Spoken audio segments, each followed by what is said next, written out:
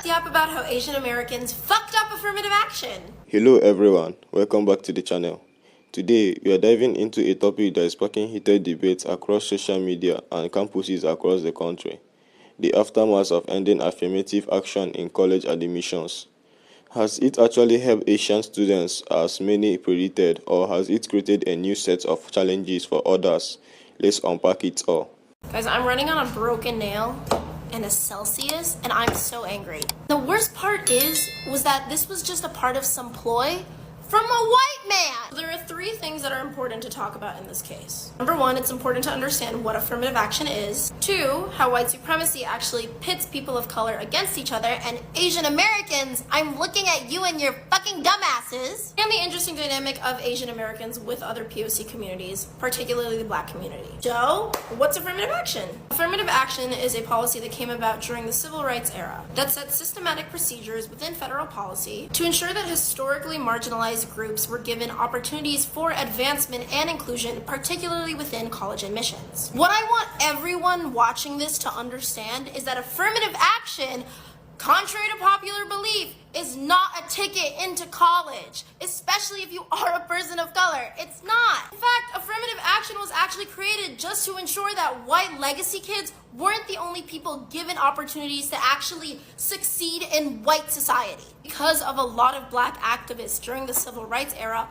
all people, not just Black people within the United States now actually had a chance of doing well in America. Now, affirmative action was already deeply unpopular because anytime white people have to share something that should be for the rest of us, they get a little bit, bitchy. It also upset a lot of people from the Asian American community, particularly because of two things. One was because a lot of people grew up under the model minority myth, which was this myth that led a lot of us to believe that we were the exception, that we were, the good minority that just followed through with all of the rules and procedures that white people had already set for us. And the second thing is just the idea of the American dream. A lot of Asian people just happen to be immigrants, not all of us, of course, but it also essentially allowed us to believe that, if we worked hard, we would get it. Obviously, that's not true.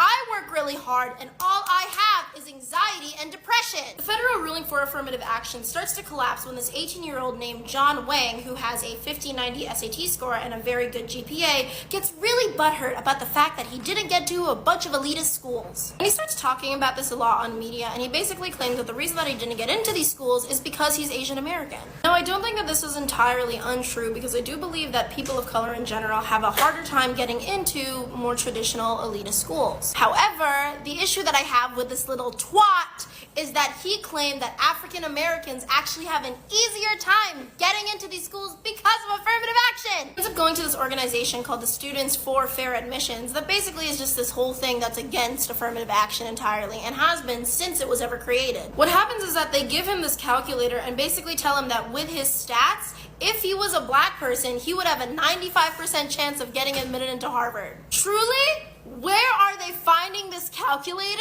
and where can I destroy it? Because that doesn't even make any sense. The case eventually gets picked up by someone named Edward Blum, who is the head of Students for Fair Admissions. Not only is he the head of this dumbass organization, he's also a white Republican litigator who literally has decades worth of experience trying to dismantle everything that happened within the Civil Rights era because he just hates people of color that much. Particularly, this man has been looking, searching, desperately praying for a reason to dismantle affirmative action. And the funniest thing is that he doesn't even have actual experience as a litigator. He is professionally known as an amateur litigator who just doesn't like people of color and seeing us winning, apparently. Him and his groupies at his little org basically take all of these testimonies from Asian American people like John Wang and create a case against Harvard that he takes all the way to the Supreme Court to essentially argue that affirmative action is actually discriminatory against Asian Americans and the rest of the population. And it's so embarrassing at the fact that Asian Americans were getting used by this white man, and we fell for it. We fell for it so hard because of the internal racism that we have within ourselves. But when I say ourselves, Asian American community, you know which particular one I'm talking about. You know which subset I'm angry at. In June of 2023, the Supreme Court decides to side with Edward Bloom and says that affirmative action is actually unconstitutional under the Equal Protection Act of the 14th Amendment. So basically, this little white man, he gets his way simply just because Asian Americans don't know how to use critical thinking when it comes to this, and realizing that this actually isn't going to help us out in the long run. Edward Blum dismantles decades of hard work done by Black activists to make sure that not only their community, but the rest of us are set to go when it comes to college admissions. Make it a little bit more fair, because it's never going to actually be equal, but at least make it a little bit better. And we fell for it. We fell for it because Asian Americans, sometimes we're idiots. There was this survey done with Asian Americans in college, and it turns out that an overwhelming majority of us actually support affirmative action and understand why it's important. It's just a small portion of our community that just decides to scream the loudest because they still have it in their head that we are the model minority, that we have to follow through with the American dream. I also feel like it erases a lot of the actual very intense history Asian Americans have with activism within the United States, particularly in conjunction and in gratitude with the Black community. Think about Yellow Peril supports Black power during the Civil Rights era. I want to talk about affirmative action for a second, because this said person that's close to me, well, they were close to me, I'm not very close with them anymore, they would say that affirmative action is like the worst thing that has been put in place because it makes them have to choose the option that they don't want to choose. The reason it was put in place is because white people like you are not going to choose minorities or people with different backgrounds. White Christians like you are not going to choose to pick somebody who's of a different ethnicity, culturally different background. They're not going to pick somebody that's LGBTQ or trans. They're not going to pick somebody who has a different religious background or religious belief. They're just not, because they want to pick like people, like themselves. And this said person would always do this. They would always be like, I have to choose the other option. My boss said I had to choose the other option, and bitch about it. And honestly, it took everything in me not to figure out who the fuck this said person's boss was and be like, yo, this said person's racist. Because at the end of the day, like, if you are literally going to sit there and be like, I don't like affirmative action because it's inconveniencing me to pick people that are not like me. These people have the same criteria. It's not like one is more qualified than the other. They literally have the same criteria. Literally. Great recommendations, both of them. But yet you're sitting here complaining because you didn't want to pick the minority. You didn't want to pick the woman. It'd be like, no, the government's not supposed to be telling me, you know, how I should be hiring people, yada yada. You work for a government agency.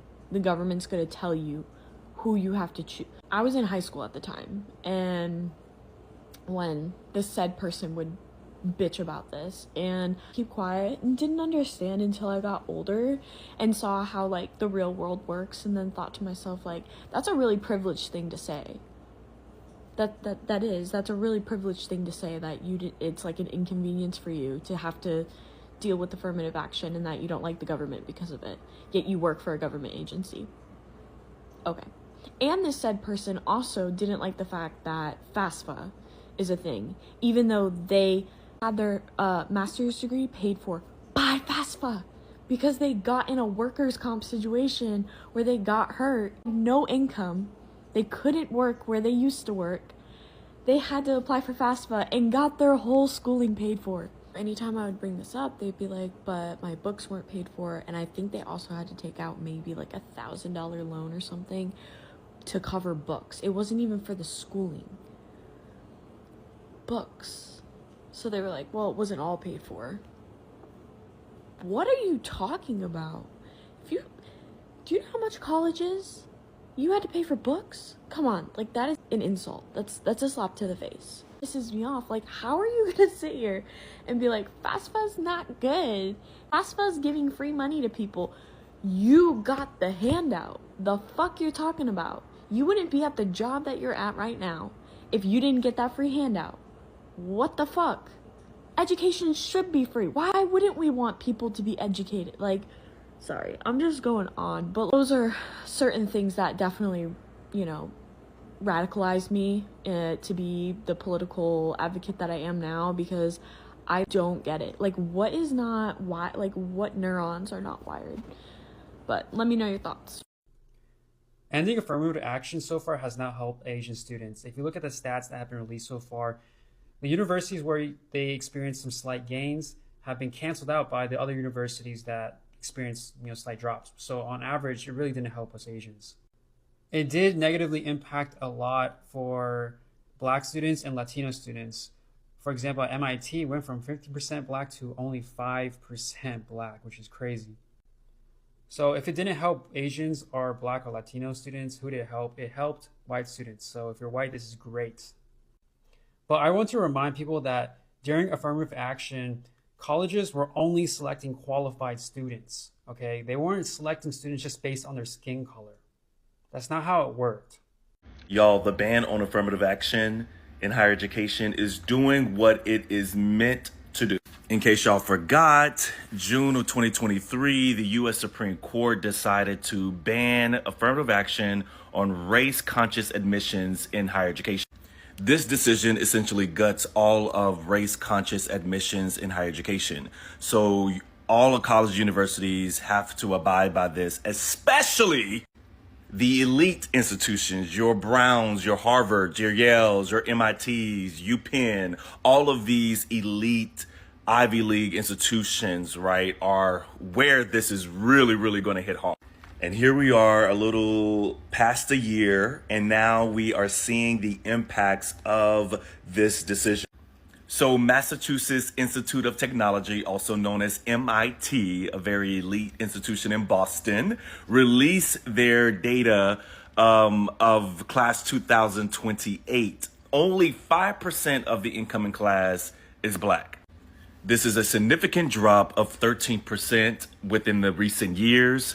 Also, the Latino students have dropped as well, looking at a roughly 11% of students identify as Latino in the class of 2028. This is a difference from 15% in recent years. Y'all, this is what the affirmative action repeal is meant to do. To keep Black and brown students from accessing elite institutions and top-tier education. This is what it is meant to do. Now, while we are looking at a slump in admissions when it comes to Black and brown students, y'all know what category of students that are not experiencing this? Asian students. There has been an increase of students from 40% to 47% of Asian students being admitted into MIT. And this just goes to show that Asian students are not categorized as underrepresented students. Part of the argument for affirmative action was that Asian students were not being admitted into schools, again, these elite schools, at a rate that Black and Latino students were. And they felt as though they were being discriminated against. Now look, things are working in their favor. And this is just the beginning, right? MIT is one of the first schools to release their admission data. But just imagine, right, the other schools such as Georgetown, Yale, Harvard, all of these other elite institutions that are going to eventually release their data information on admissions for class of 2028 and how we're going to see the impact and outcomes of the affirmative action repeal decision. Now, you might ask, Tay, why does this matter? We have HBCUs, we have other schools that Black and brown students can choose from. Yes, this is true, but the reality is that higher education is reverting back to what it was originally designed for, and that's for white elites to have access to elite education. This is a problem. And in order for us to ensure that this doesn't happen, we have to vote. We have to be mindful of who we are putting into office, because those individuals are going to put people at the Supreme Court level that are going to make decisions like this that will have lasting impact. Lasting impact on society, on our educational landscape, on history. So be mindful. Be cutesy and demure when it comes to voting. Go out there and vote. The Supreme Court's decision to end affirmative action in college admission has been one of the most polarizing rulings in recent years. At its core, this ruling was supposed to address claims of unfairness, particularly from Asian students who felt they were being penalized in the admission process. But now, months later, we are seeing that this hasn't led to the outcome many anticipated. In fact, it seems to have introduced new layers of complexity and inequality, particularly for Black and Latino students. Let's unpack this layer by layer. First, let's revisit the rationale behind ending affirmative action. The argument was straightforward: admission should be merit-based, and using race as a factor was seen by critics as discriminatory. Many proponents believe that removing this factor would level the playing field, especially for Asian students who claim they were held to higher standards than their peers. But here is the thing: this perspective ignores the larger systemic inequalities that influence academic performance and college preparedness long before students can even apply to college. For example, think about the disparity in K-12 education. Students from wealthier families who are disproportionately white or Asian often have access to better schools, advanced placement courses, and extracurricular opportunities. Meanwhile, many Black and Latino students are stuck in unfunded schools with fewer resources. By the time these students reach high school, let alone apply to college, the playing field is anything but level. Affirmative action was never about giving these students an unfair advantage. It was about recognizing these systemic barriers and trying to mitigate them in the admission process. Now that affirmative action is gone, what are we seeing? For one, the anticipated boost for Asian students hasn't materialized. Admission data from top universities shows little to no significant increase in Asian representation. This shouldn't come as a surprise. Colleges still rely on other factors like legacy admissions, extracurriculum, and donor influence, criteria that often favor wealthier, predominantly white applicants. So instead of leveling the playing field, this ruling has left many Asian students wondering what was the point. Meanwhile, Black and Latino students are facing an even stepper uphill battle. Without affirmative action, they are now competing in a system that doesn't account for the structural inequality they face. This isn't just about race, it's about the intersection of race, class, and opportunity. The ruling has affirmatively taken away one of the few tools college has to address these inequalities, leaving marginalized students with fewer chances to higher education. This brings us to the broader societal implications. Who benefits from this decision? It's not Asian students, it's not Black or Latino students. If anything, it's wealthier students, those who already have every advantage in the admission process.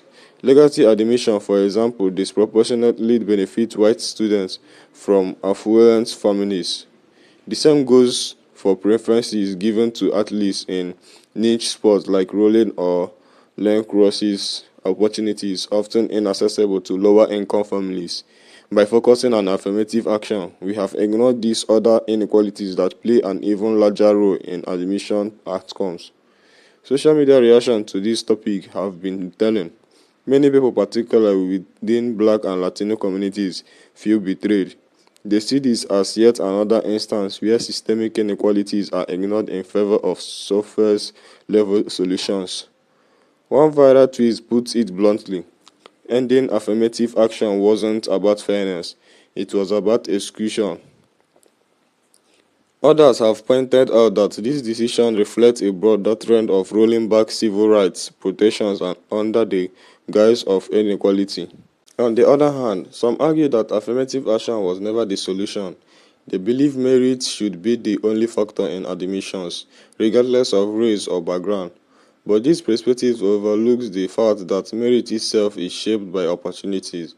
A student from a wealthy family who can afford private tutorial and summer enrichment programs will almost always outcompete a student from a low-income background, no matter how talented or hardworking that student might be.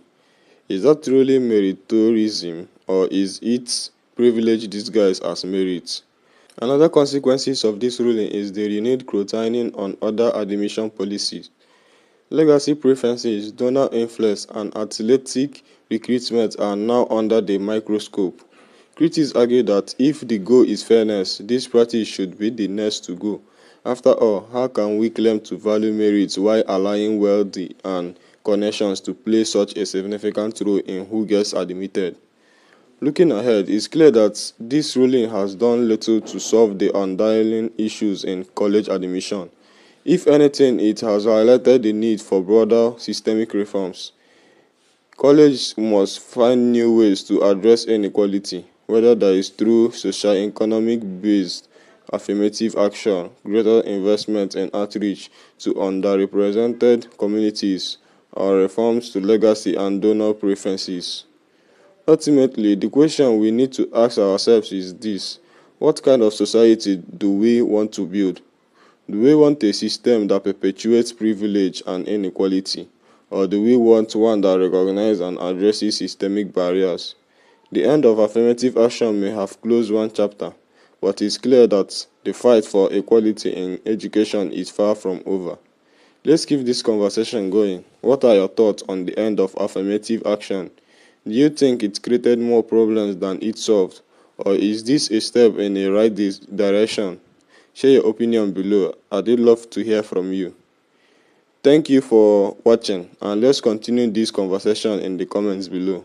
Let us share our thoughts and perspectives with one another. Don't forget to like, subscribe, and hit the notification bell to stay updated on this story and more.